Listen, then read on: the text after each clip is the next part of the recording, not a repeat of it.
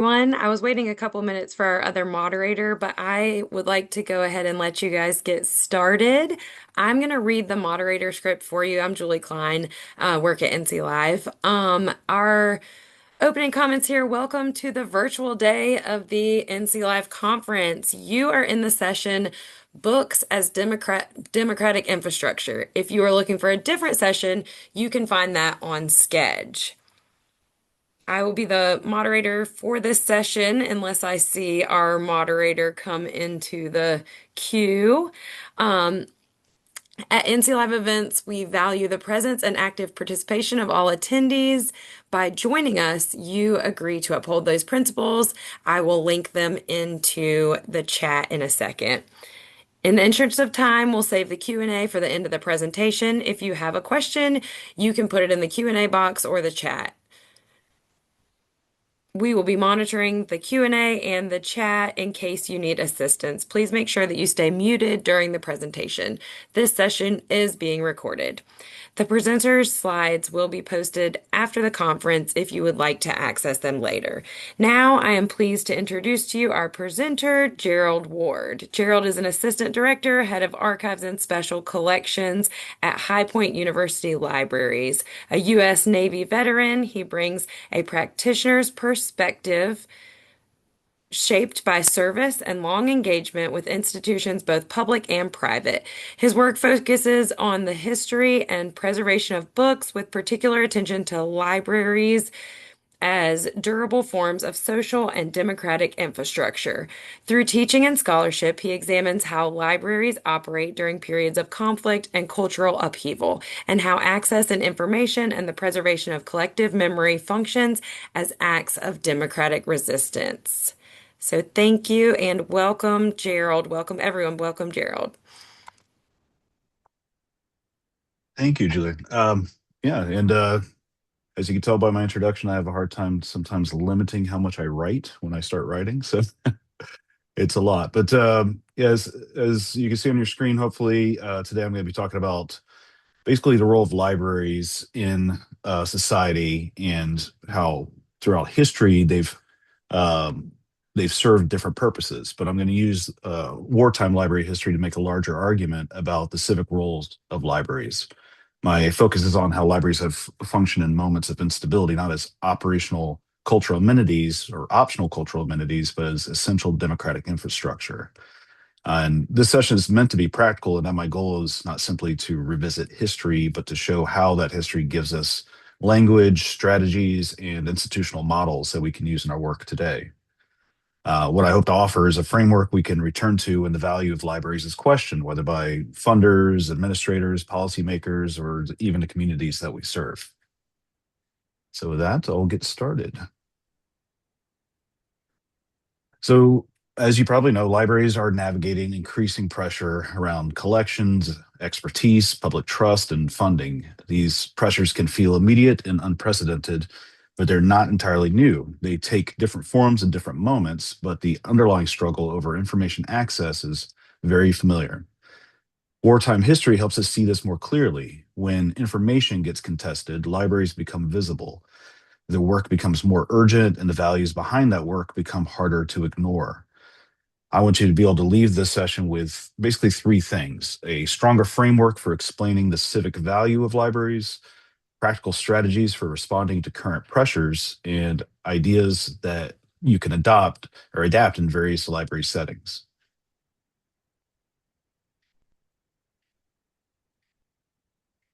So, when I use the phrase democratic infrastructure, I mean the institutions that make democratic life possible. Roads move people, schools educate citizens, libraries move knowledge. Libraries do more than store books or provide access to resources. They create the conditions for informed participation, self education, and public accountability. Democracy depends on a public that can think critically and freely, as well as engage with ideas that may challenge, inform, or complicate what they already believe.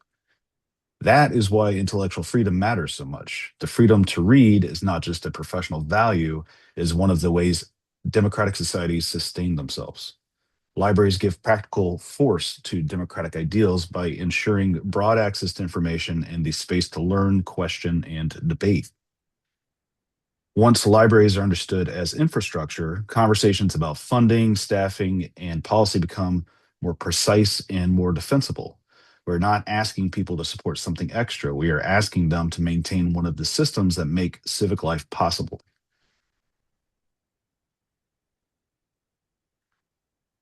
When the United States entered World War I in 1917, librarians responded by creating the ALA Library War Service, one of the clearest examples of libraries being mobilized as civic infrastructure. The program built camp libraries, staffed reading rooms, and distributed millions of books and magazines to more than 500 locations, from training camps in the United States to military sites overseas. Supported by major public fundraising, this effort made libraries a direct part of the war effort. But its importance went beyond morale. Reading was framed not only as part of education, but of citizenship and democratic service. Libraries help connect civilians at home with soldiers abroad through organized access to books, information, and ideas. Librarians were not peripheral to the war effort. They were part of the nation's knowledge logistics, helping move information, reading material, and educational resources to the people who needed them the most.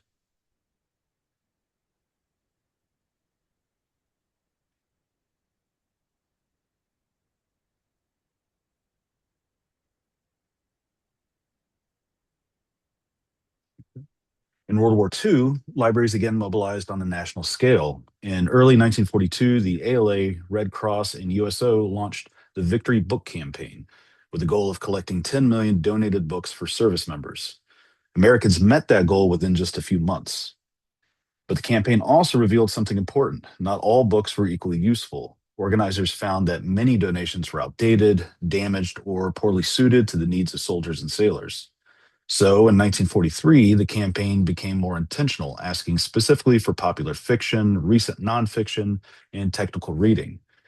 By the end of the by the end of the war, the campaign had collected about 17 million books, with roughly 11 million sent to camp libraries and overseas units. Libraries were not simply endpoints for donated material, they were organizing centers. Librarians sorted, evaluated, selected, and routed books into military and camp settings where they could actively be used. Librarians were explicitly told that quality mattered more than quantity. That matters because it shows that selection was not incidental, it was a form of care and professional responsibility. This was not informal charity, it was civic coordination.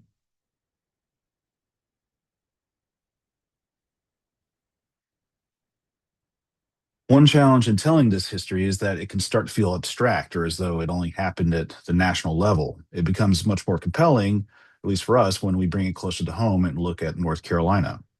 Here, wartime library service was not sudden or accidental. It grew out of a longer history of uneven library development, especially in a largely rural state where access to public library service varied widely. That helped explain why extension work, regional cooperation, and traveling library service became so important. It also shows why state support mattered. When state aid began in 1941, it marked a real shift towards sustained public responsibility for library access. North Carolina was not simply taking part in wartime patriotism, it was strengthening systems of access under pressure. During World War I, libraries in the state supported the library war service through book drives, sorting, and distribution connected to camps like Camp Green, right outside of Charlotte. During World War II, the Victory Book Campaign was coordinated through the North Carolina Library Commission in Raleigh, while Camp Butner libraries provided soldiers with technical manuals, educational resources, and recreational reading. Libraries at UNC and Duke also contributed through war information work, research, and public education.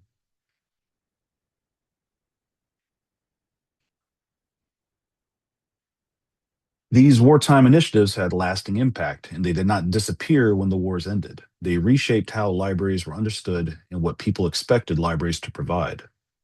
The Army and Navy both developed permanent library services out of the wartime camp library model, and Carnegie funding helped support some of the buildings and infrastructure that made that work possible. The idea that library service also expanded beyond military camps, as seen in efforts like the American Merchant Marine Library Association, was also effective. One vivid example of this legacy is the American Library in Paris, as you see in the image there, founded in 1920 out of the wartime circulation of American books in Europe.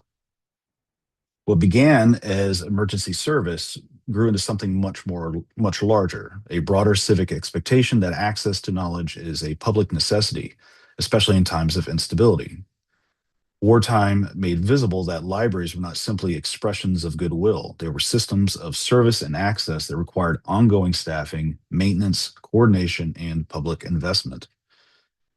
That brings us to the next question. If libraries matter this much to democratic societies, why do authoritarian regimes so often target them?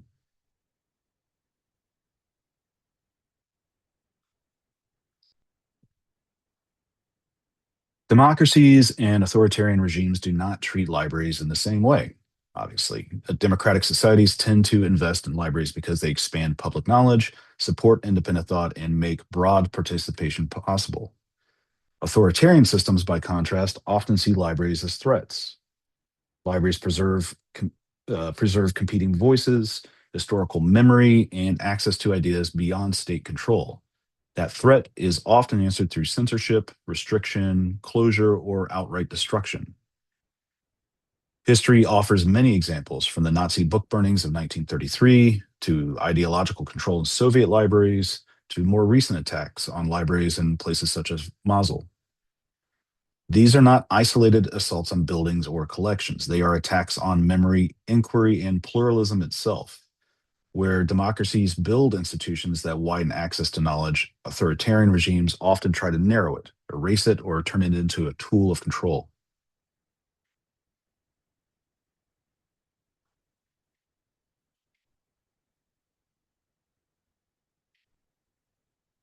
Wartime librarians were not always heroic defenders of free expression. In World War I, many cooperated with censorship, which reminds us that librarianship is not automatically neutral and it is not automatically democratic. That does not mean that every act of selection is censorship, but it does mean that libraries always exercise power through decisions about access, selection, context, and professional responsibility. Even wartime guidance around book campaigns asks librarians to decide would genuinely serve readers. That is an important reminder that selection is always an ethical act. One of the profession's most important developments in the 20th century was its shift from patriotic compliance toward a more explicit defense of intellectual freedom. The experience of fascist book burnings and political repression helped drive that change. And in 1939, the ALA formalized this commitment in the Library Bill of Rights. Even so, the tension never disappears. In moments of crisis, librarians still face difficult choices between public pressure, institutional loyalty, professional ethics, and the freedom to read. The question is not whether libraries make choices. The question is how clearly, carefully, and courageously we make them.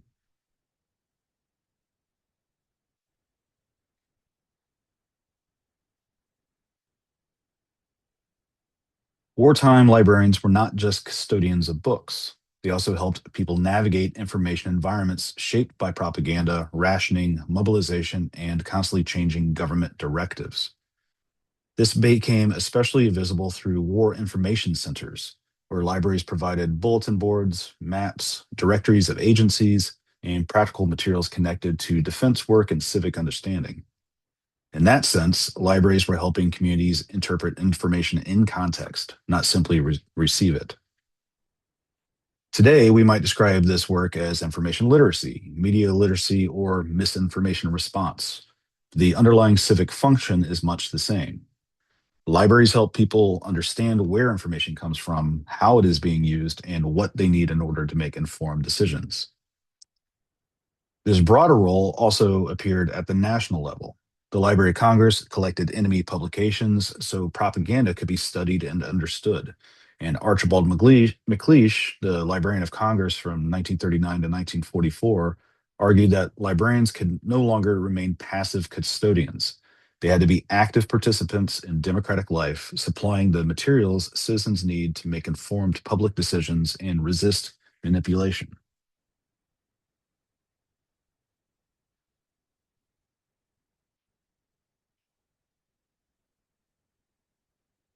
The pressures libraries face today are different in form, but not in structure. Books are challenged, collections are politicized, expertise is questioned, and access is often framed as a liability rather than a public good. Libraries also face practical barriers such as funding inequities, staffing limits, broadband gaps, and algorithmic filtering.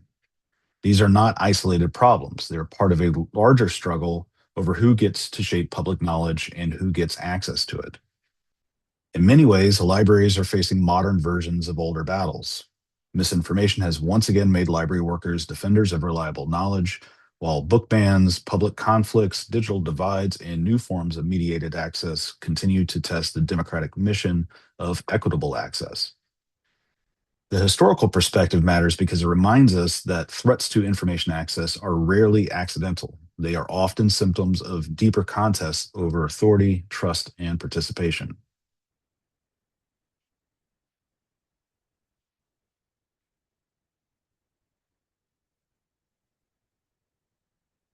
History is only useful if it helps us act in the present. This history suggests several practical lessons for libraries today. First, intellectual freedom has to be defended not only as an abstract value, but as a daily practice.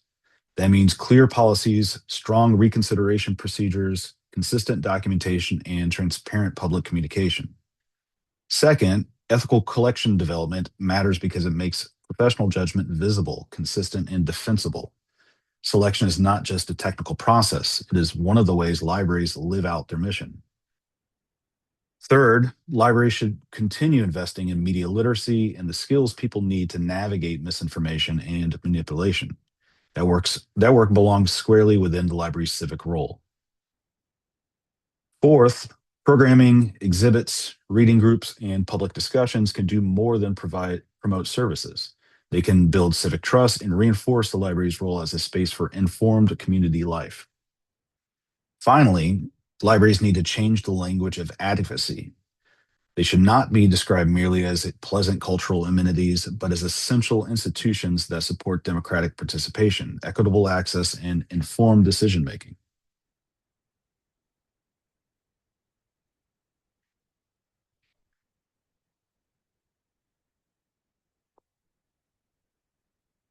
For public libraries, the most visible expression of this work often happens at the community level.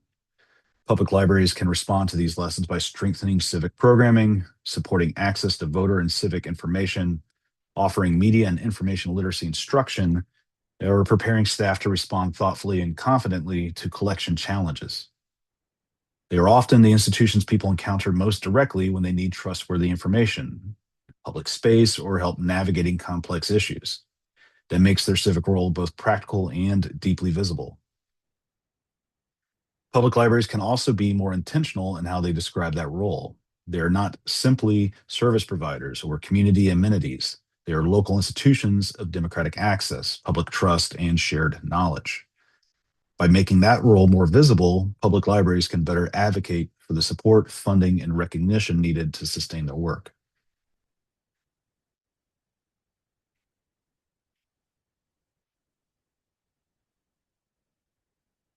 Academic and special libraries put these lessons into practice through research instruction, support for scholarly freedom, preservation of contested histories, and the teaching of critical source evaluation.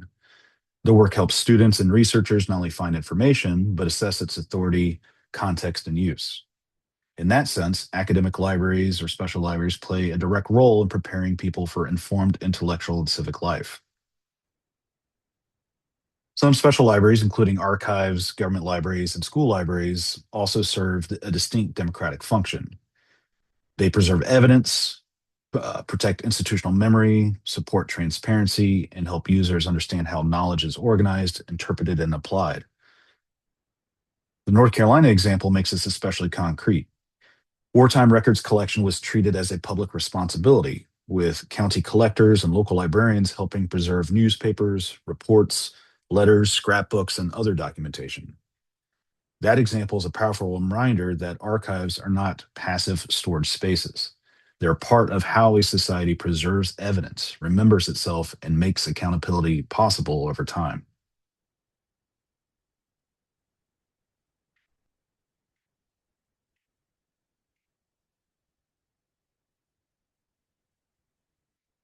Many librarians are already doing civic work, but we often describe that work too modestly. When speaking to administrators, boards, faculty, donors, or community stakeholders, it helps to use language as stronger, clearer, and more precise. Libraries are not merely or not simply helpful services or cultural extras. They are trusted civic infrastructure. They widen access to knowledge, help communities navigate contested information, and support democratic participation and public trust. That language matters because institutions are often funded and protected according to how clearly their public value is understood. If we describe libraries too softly, we risk understanding what is actually at stake. A line worth saying plainly is this: roads require budgets, repairs, and advocates. So do libraries. If we expect libraries to sustain access, inquiry, and informed participation, then they must also be recognized, defended, and funded as essential public institutions.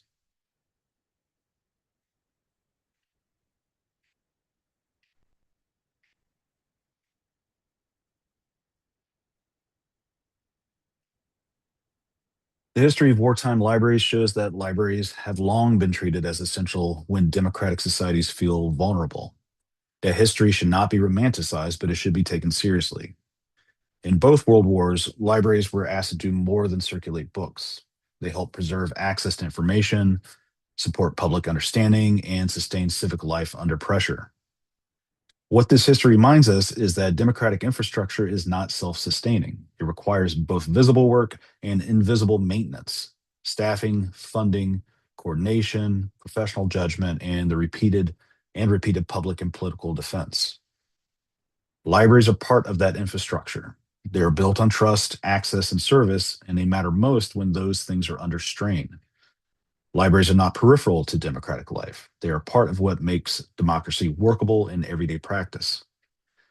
Their history carries an ethical responsibility for us now to recognize efforts to silence readers or restrict access, to defend the systems that make public knowledge possible, and to continue serving communities with reliable knowledge when it matters most.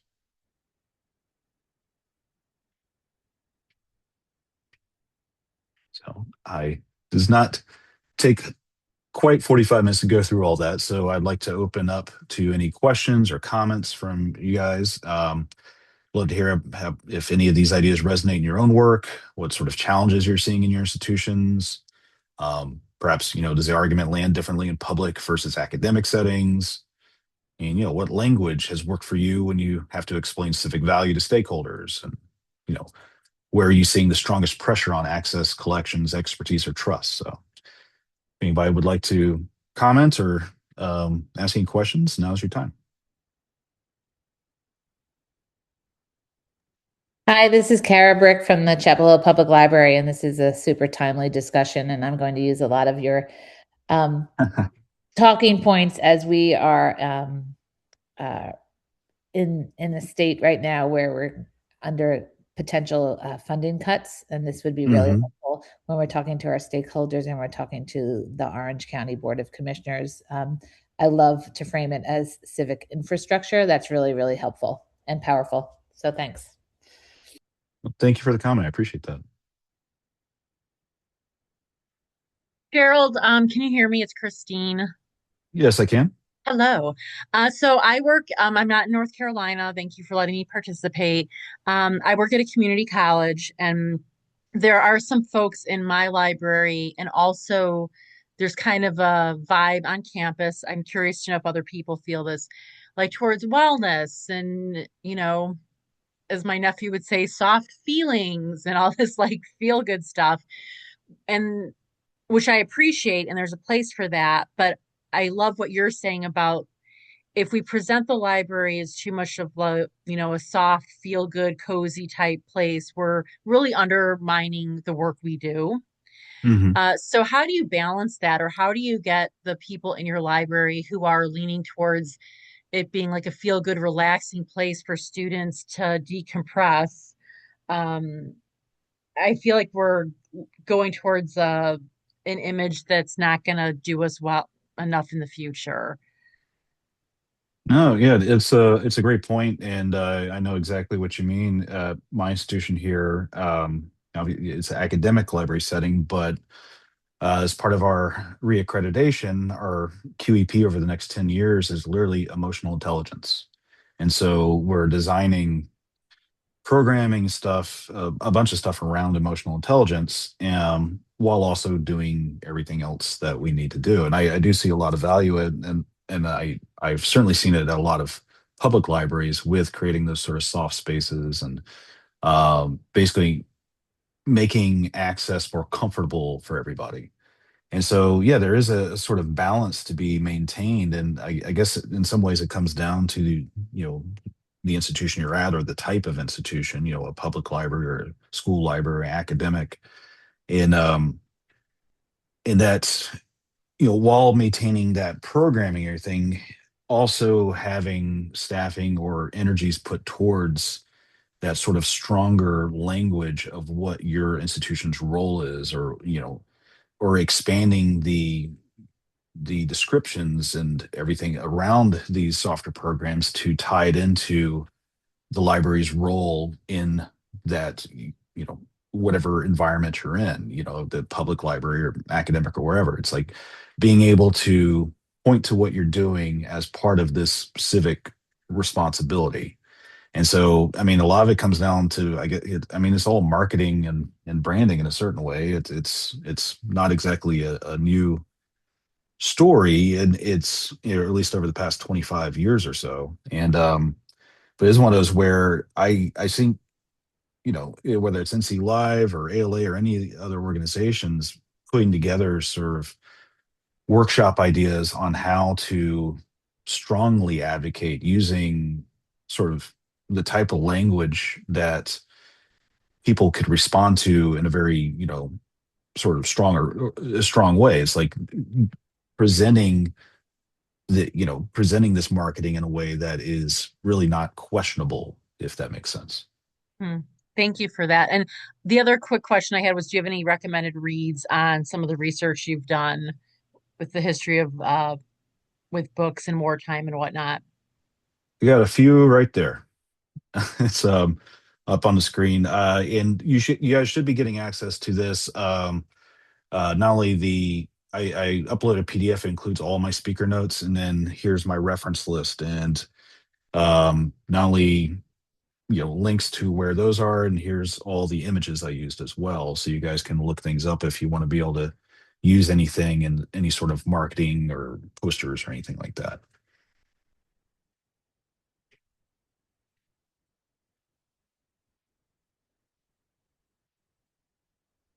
Let's see. I'm looking at the notes right here. Recommended reads. There's those right there. There is a book that came out a few years ago that, if you're interested in the more on the historical side of things, called "When Books Went to War" by Molly Manning, and it's called "The Stories That Helped Us Win World War II," and it's about book drives and how publishers stepped in and, actually printed special editions of paperbacks to distribute to troops and everything. And it really kind of opens up your understanding of how, libraries and librarians helped the war effort, and how it became basically these book drives. And yeah, I mean, you saw it in World War I and World War II, they'd have these posters. It's, our version of propaganda posters talking about, our boys overseas need books, and all these really cool old posters. And people would literally bring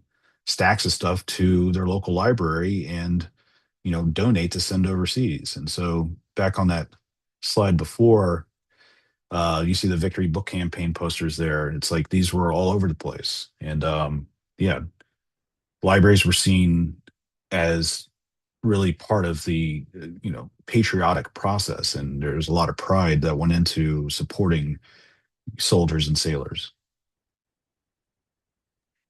We actually read that for book discussion group a couple years ago, Oh, great. and Yeah. my Mhm. group loved it, loved it, loved it. And anyone who has not recommended it, who has not read it, I highly recommend listen. It's a great on audio or reading it. It's just a fantastic book.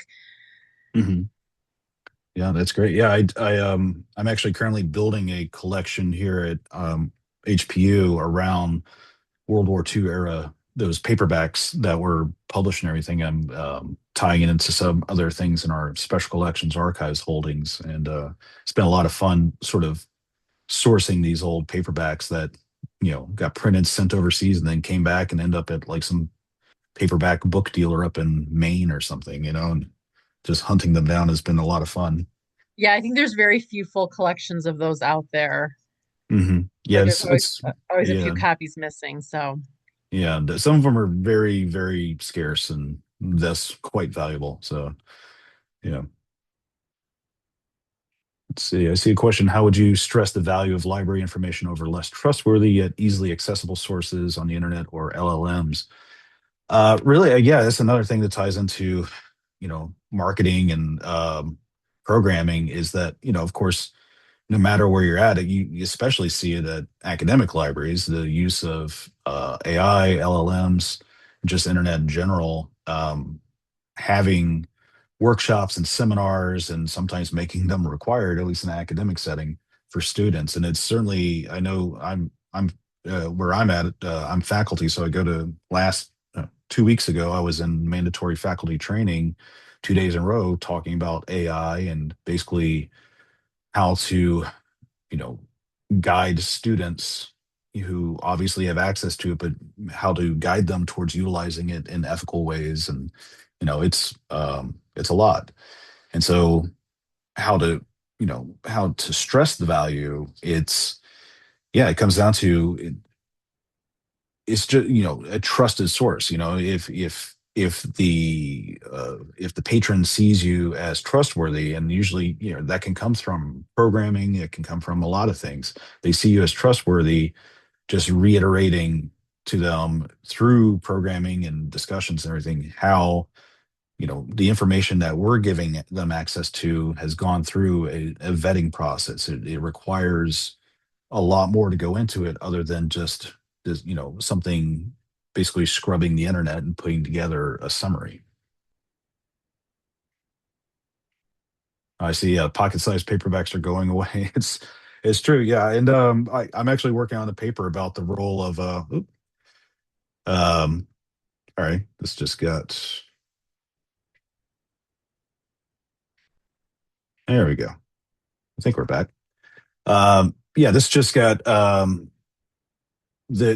saw that the publishers, yeah, they're doing away with paperbacks and everything. And I started work on a paper, actually, the role of paperbacks in the history of romance novels, and how you know housewives who may not have a certain amount of freedom in their daily life, they'd be able to pick up a paperback at the Walgreens or wherever without oversight from whoever has control of the finances and everything. And I think the loss of small paperbacks is kind of a sad thing. But I understand that fewer are being bought and everything. But you know it's still kind of a shame, especially not only romance novels, but sci-fi, fantasy, all sorts of stuff over the years.